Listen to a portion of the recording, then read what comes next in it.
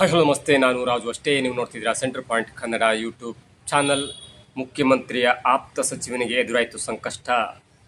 Audio viral ಬೆನ್ನಲ್ಲೇ ಸಚಿವನ ರಾಜೀನಾಮೆಗೆ ವಿಪಕ್ಷಗಳ ಆಗ್ರಹ. ಯಾರು ಆ ಸಚಿವ, ಏನಾಯಿತು ಅಂತದ್ದು, ಇವೆಲ್ಲವನ್ನು ನೋಡೋಣ. ಅದಕ್ಕಿಂತ ಮೊದಲು ಈ ತನಕ ನಮ್ಮ ಚಾನಲ್ನ ಸಬ್ಸ್ಕ್ರೈಬ್ ಮಾಡಿಲ್ಲ ಅಂದರೆ ಈಗಲೇ ಸಬ್ಸ್ಕ್ರೈಬ್ ಮಾಡಿ, ಜೊತೆಗೆ ಕಾಮೆಂಟ್ಗಳ ಮುಖಾಂತರ ತಮ್ಮ ಅಭಿಪ್ರಾಯವನ್ನು ತಿಳಿಸ್ಬೋದು. ಎಸ್ ವೀಕ್ಷಕರೇ, ಯಾವ ಸೋಷಿಯಲ್ ಮೀಡಿಯಾ ಓಪನ್ ಮಾಡಿದ್ರು, ಯಾವ ಟಿವಿ ಚಾನಲ್ನ ಆನ್ ಮಾಡಿದ್ರು ಕೂಡ ಒಂದು ಆಡಿಯೋ ಸಿಕ್ಕಾಪಟ್ಟೆ ವೈರಲ್ ಆಗ್ತಿದೆ. ಅದರಲ್ಲೂ ಮುಖ್ಯಮಂತ್ರಿಗೆ ಬೇಕಾದಂಥ ಸಚಿವರು ಮುಖ್ಯಮಂತ್ರಿಯನ್ನ ಸಿದ್ದರಾಮಯ್ಯನವರನ್ನ ಮುಖ್ಯಮಂತ್ರಿ ಮಾಡಲೇಬೇಕೆನ್ನುವಂಥ ಹಠಕ್ಕೆ ಬಿದ್ದು 2023ರಲ್ಲಿ ಕಾಂಗ್ರೆಸ್ ಪಕ್ಷ ಗೆದ್ದಾಗಲೂ ಕೂಡ ದೆಹಲಿಗೆ ಹೋಗಿ ಸಿಎಂನರ ಪರವಾಗಿ ಬ್ಯಾಟ್ ಬೀಸಿ, ಅದಾದ ನಂತರ ಸಿದ್ದರಾಮಯ್ಯನವರಿಗೆ ಸಿಎಂ ಪಟ್ಟ ಸಿಕ್ಕ ನಂತರ ತಮ್ಮ ಸಿದ್ದರಾಮಯ್ಯನವರ ಜೊತೆಗೆ ಬೆಂಗಳೂರಿಗೆ ಬಂದು ಅವರನ್ನ ಕಾರಿನಲ್ಲಿ ಕೂರಿಸ್ಕೊಬಂದು ಅವರ ಪರ ಜಯಘೋಷವನ್ನು ಮಾಡಿದಂಥ ಮತ್ತು ತನ್ನ ಪ್ರಭಾವದಿಂದ, ತನ್ನ ಬೆಂಬಲದಿಂದ ವಸತಿ ಖಾತೆಯನ್ನ ತನ್ನದಾಗಿಸಿಕೊಂಡಿರುವಂತಹ ಒಬ್ಬ ಆಪ್ತ ಸಚಿವನ ಆಡಿಯೋ ಇದೀಗ ವೈರಲ್ ಆಗ್ತಿದೆ.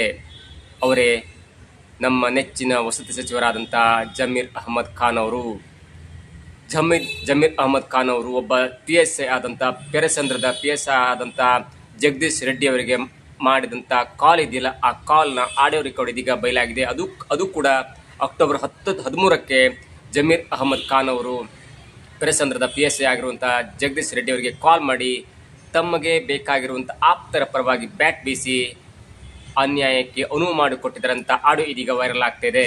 ಹಾಗಾದ್ರೆ ಈ ಪ್ರಕರಣವನ್ನ ಸೂಕ್ಷ್ಮವಾಗಿ ಗಮನಿಸ್ತಾ ಹೋದ್ರೆ ನೋಡಿ, ಜಮೀರ್ ಅಹಮದ್ ಖಾನ್ ಅವರು ಅಕ್ಟೋಬರ್ 13ಕ್ಕೆ ಪೆರೆಸಂದ್ರದ PSI ಆಗಿರುವಂಥ ಜಗದೀಶ್ ರೆಡ್ಡಿ ಅವರಿಗೆ ಕಾಲ್ ಮಾಡಿ, ಸರ್, ನೀವು ನಮ್ಮ ಆಪ್ತರಾಗಿರುವಂಥ ತೆಲಂಗಾಣದ ನಮ್ಮ ಆಪ್ತರಾಗಿರುವಂಥ ಅಕ್ಬರ್ ಪಾಷಾ ಅವರನ್ನ ಬಂಧನ ಮಾಡಿಕೊಂಡು ನೀವು ಬೆಂಗಳೂರಿಗೆ ಕರ್ಕೊಂಡು ಬಂದಿದ್ರಿ, ಅವರ ಪರವಾಗಿ ಸ್ವಲ್ಪ ಕೆಲಸ ಮಾಡಬೇಕು. ಎಸ್, ಹೌದು, ಅವರು ಅಂದ್ರೆ ತನ್ನ ಸಂಬಂಧಿಕರಾದಂಥ ತೆಲಂಗಾಣದ ಸಹೋದ್ಯೋಗಿಯೊಬ್ಬರು ಬೆಂಗಳೂರಿನ ಒಬ್ಬ ನಿವಾಸಿಗೆ, ಚಿಕ್ಕಬಳ್ಳಾಪುರದ ನಿವಾಸಿಗೆ ಮೋಸ ಮಾಡಿದ್ದಾರೆ.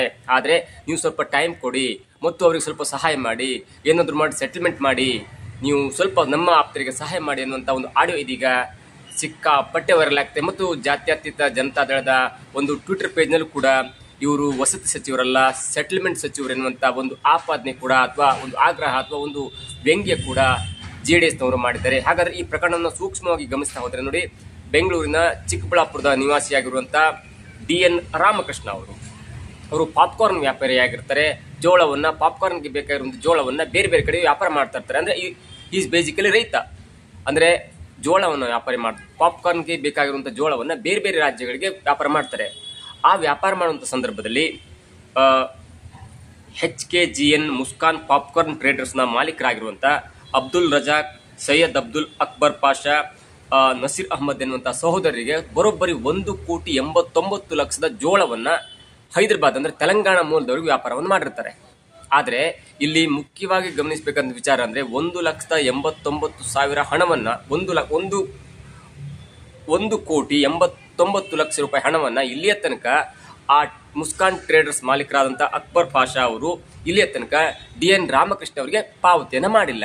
ಹಾಗಾಗಿ ಈ ವಂಚನೆ ಆರೋಪದಡಿ ಅಥವಾ ಚೀಟಿಂಗ್ ಕೇಸನ್ನ DN ರಾಮಕೃಷ್ಣ ಅವರು ಪೆರೆಸಂದ್ರದ ಪೊಲೀಸ್ ಠಾಣೆಯಲ್ಲಿ ಒಂದು ದೂರನ್ನ ದಾಖಲೆ ಮಾಡ್ಕೊಂಡಿರ್ತಾರೆ.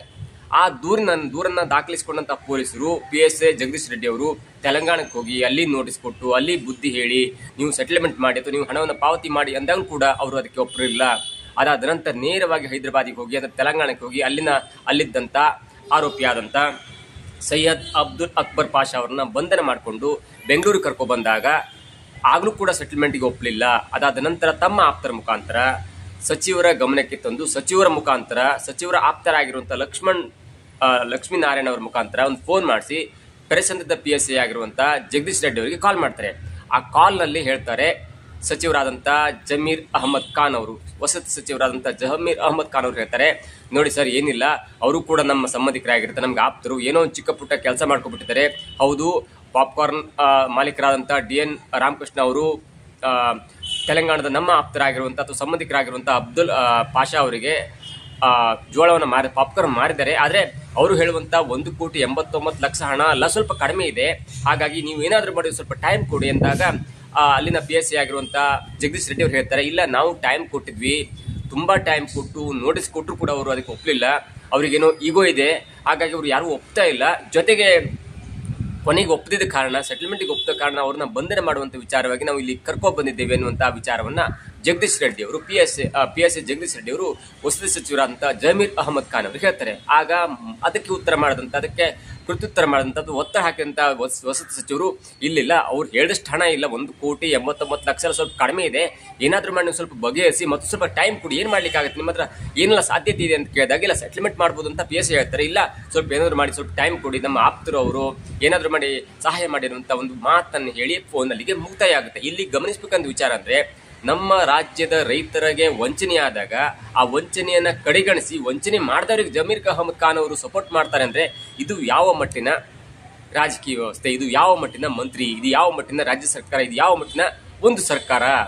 ಗ್ಯಾರಂಟಿ ಅಂತ ಹೇಳಿ ಎಲ್ಲರಿಗೂ ಬಡಬಗ್ಗರಿಗೆ, ರೈತರಿಗೆ ಎಲ್ಲರೂ ಕೂಡ ಸಹಾಯ ಆಗ್ಬೇಕನ್ನುವಂಥ ದೃಷ್ಟಿಯಲ್ಲಿ ಸರ್ಕಾರ ಮಾಡಿದಂತ ಸಿದ್ದರಾಮಯ್ಯ ಸರ್ಕಾರ ತಮ್ಮ ಆಪ್ತ ಸಚಿವರೊಬ್ಬರು ರೈತರಿಗೆ ಸಂಕಷ್ಟ ಮಾಡಿದಂತ, ರೈತರಿಗೆ ವಂಚನೆ ಮಾಡಿದಂತ ಆರೋಪಿಯ ವಿರುದ್ಧ, ಆರೋಪಿಯ ಪರವಾಗಿ ಬ್ಯಾಟ್ ಬೀಸಿ ಪೊಲೀಸರಿಗೆ ಫೋನ್ ಮಾಡಿ ನೀವು ಸ್ವಲ್ಪ ಸಹಾಯ ಮಾಡ್ಬೇಕೆನ್ನುವಂತ ಒಂದು ವಿಚಾರವನ್ನ ಪೊಲೀಸರಿಗೆ ಫೋನ್ ಮಾಡಿ ಹೇಳ್ತಾರಂದ್ರೆ ಇದು ಯಾವ ಮಟ್ಟಿನ ಒಂದು ಸರ್ಕಾರ, ಯಾವ ಮಟ್ಟಿನ ಸಚಿವರು? ಆಡಿಯೋ ಪಕ್ಕಾನೋ ರಿಯಲೋ ಅದು ಕೊನೆಗೆ ಅಂದ್ರೆ ಜಮೀರ್ ಅಹಮದ್ ಖಾನ್ ಅವರು ಹೇಳಿದ್ದಾರೆ ಎನ್ನಲಾದ, ಅವರ ಎನ್ನಲಾದ ಆಡಿಯೋ ಈಗ ವೈರಲ್ ಆಗ್ತಿದೆ. ಅದು ಮುಂದೆ ತನಿಖೆ ಆಗುತ್ತೆ. ತನಿಖೆ ಯಾರಾದ್ರೂ ಅಂದ್ರೆ ಈ ಆಡಿಯೋ ವಿರುದ್ಧ ಯಾರಾದ್ರೂ ಪೊಲೀಸ್ ಕಂಪ್ಲೇಂಟ್ ಕೊಟ್ರೆ, ಬಿಜೆಪಿ ಅಥವಾ ಜೆಡಿಎಸ್ ಪೊಲೀಸ್ ಕಂಪ್ಲೇಂಟ್ ಕೊಟ್ರೆ ಅದು FSL ಹೋಗುತ್ತೆ. FSL ಅಲ್ಲಿ ಏನ್ ಬರುತ್ತೆ ಅದು ಅವರ ಆಡಿಯೋ ಅಥವಾ ಬೇರೆಯವರ ಆಡಿಯೋನೋ. ಆದ್ರೆ ಜಮೀರ್ ಅಹಮದ್ ಖಾನ್ ಅವರು ಅಂತ ಸುಳ್ಳನ್ನು ಹೇಳಲ್ಲ, ಯಾಕಂದ್ರೆ ಅವ್ರು ನೇರವಾಗಿ ಒಪ್ಕೊಳ್ತಾರೆ. ಏನೇ ಆದ್ರೂ ಸ್ಟ್ರೇಟ್ ಫಾರ್ವರ್ಡ್ ಇಲ್ಲ ನನ್ನ ಧ್ವನಿ ಅಲ್ಲ ಅಂತ ಹೇಳಿದ್ರೆ ಅವ್ರಿಗೆ ಗೊತ್ತಾಗುತ್ತೆ, ಮುಜುಗರ ಆಗುತ್ತೆ ಅಂತ. ಹಾಗಾಗಿ ಅವರು ನೇರವಾಗಿ ಒಪ್ಕೊಳ್ತಾರೆ.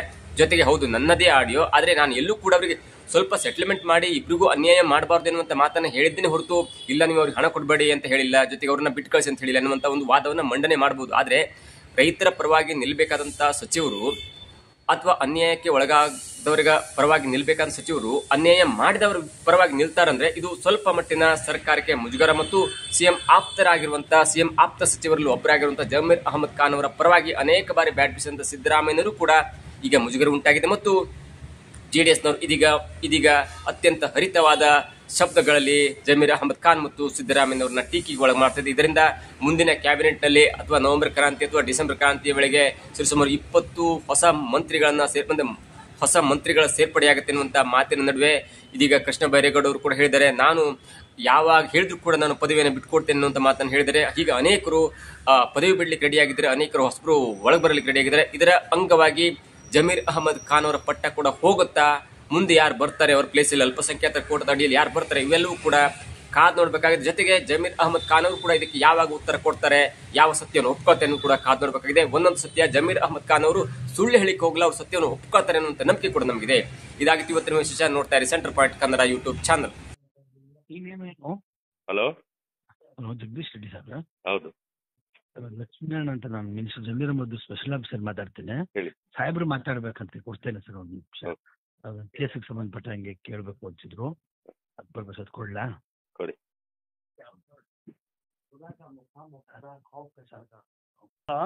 ಸರ್ ನಮಸ್ತೆ ಸರ್. ಸರ್ ನಮಸ್ತೆ. ನಮಸ್ತೆ ಬ್ರದರ್. ಸರ್ ಬ್ರದರ್ ಏನಿಲ್ಲ, ನಮ್ಮ ಹೈದರಾಬಾದ್ ನಮ್ಮ ಅಕ್ಬರ್ ಬಿನ್ ತಬರ್ ಅಂತ ರಿಲೇಷನ್ ಸರ್ ಯಾವುದೋ ಒಂದು ದುಡ್ಡು ಕೊಡ್ಬೇಕಾಗಿತ್ತಂತ ಯಾರಿಗೋ, ಚೀಟಿಂಗ್. ಅಕ್ಬರ್ ಪಾಷಾ ಅಂತ ಏನು ಹೈದರಾಬಾದ್ ಇಂದ ಕರ್ಕೊಂಡ್ ಬಂದಿರಂತ ಏನು? ಹೌದು ಸರ್, ಅದೊಂದು ಚೀಟಿಂಗ್ ಕೇಸ್ ಆಗಿದೆ ಸರ್, ಇಲ್ಲಿ ಫೈರ್ ಆಗಿದೆ. ತಗೊಂಡಿರೋದು ನಿಜ. ಅವ್ನು ಹೇಳ್ತಾರ ನಂಗೆ ತಗೊಂಡಿಲ್ಲ ಅವರು. ಹಾಂ ಸರ್. ಒಂಚೂರು ಸಹಾಯ ಮಾಡಿ ಬ್ರದರ್, ನನ್ಗೆ ಭಾಳ ಬೇಕಾಗಿರೋರು. ಸರಿ ಸರ್, ಸರಿ ಸರ್. ಏನ್ ಮಾಡಕ್ ಸಾಧ್ಯತೆ? ಈಗ ಅವ್ರಿಗೆ ನಾವು ಚಾನ್ಸ್ ಕೊಟ್ಟಿವಿ ಸರ್, ಸೆಟಲ್ ಮಾಡ್ಕೊಳ್ಳಿ, ಕ್ಲಿಯರ್ ಮಾಡ್ಕೊಳ್ಳಿ, ನಾವು ಕೇಸ್ ಕ್ಲೋಸ್ ಮಾಡ್ತೀವಿ ಅಂತ. ಅಲ್ಲಿನೂ ಹೈದರಾಬಾದ್ಗೆ ಹೋಗಿ ಅಲ್ಲಿನೂ ಕೊಟ್ವಿ, ಇಲ್ಲಿನೂ ಕರೆದು ಹೇಳಿದ್ವಿ, ನೀವು ಇಲ್ಲೇ ಕುತ್ಕೊಂಡು ಸೆಟಲ್ ಮಾಡಿದ್ರೆ ನಾನು ಬಿ ರಿಪೋರ್ಟ್ ಹಾಕೊಳ್ತೀನಿ. ಬಟ್ ಅವ್ರು ಏನೋ ಈಗೋ ಪ್ರಶ್ನೆ ಅವ್ರಿಗೂ ಇವ್ರಿಗೂ, ಅವ್ರು ಒಪ್ತಾ ಇಲ್ಲ, ಇವ್ರು ಒಪ್ತಾ ಇಲ್ಲ. ಒಂದ್ ಚಾನ್ಸ್ ಕೊಟ್ಟಿ, ಸ್ವಲ್ಪ ದಿನ ಟೈಮ್ ಕೊಟ್ಟು ಬಂದೆ ಅವ್ರಿಗೆ ನಾವೀಗ ಸೆಟಲ್ ಮಾಡೋದಕ್ಕೆ ನಾವು ಅಪರ್ಚುನಿಟಿ ಕೊಡ್ತಾ ಇದೀವಿ ಸರ್. ಮಾಡ್ಕೊಳ್ಳಿ, ಅವ್ರು ಕಳ್ಸಿರೋದು ನಿಜಾನೇ, ತಗೊಂಡಿರೋದು ನಿಜ, ಅದು ಡಿನೇ ಮಾಡೋದಕ್ಕೆ ಡಾಕ್ಯುಮೆಂಟ್ ಇಲ್ಲ. ತಗೊಂಡಿರೋದು ನಿಜ, ಕೊಟ್ಟಿರೋದು ನಿಜ. ಆಮೇಲೆ ಅವ್ನು ಹೇಳ್ದಂಗ ಅಷ್ಟು ದುಡ್ಡಿಲ್ಲ. ಬಂದು ಕೂತ್ಕೊಂಡು ನನ್ ಮುಂದೆ ಹೇಳಿದ್ರೆ ನಾನು ಕ್ಲಿಯರ್ ಮಾಡ್ತಾ ಇದ್ದೆ ಸರ್. ಸುಮಾರು ಅಲ್ಲೂ ಹೈದರಾಬಾದ್ ಸೈಬರಾಬಾದ್ ಅಲ್ಲಿ ಇದೊಂದು ಅವಕಾಶ ಕೊಡಿ ಒಂದು ಸರ್. ಬರ್ಲಿ ಸರ್, ನಾನು ಸೆಟಲ್ ಕ್ಲಿಯರ್ ಮಾಡ್ಕೊಡ್ತೀನಿ sir. Okay okay sir, okay.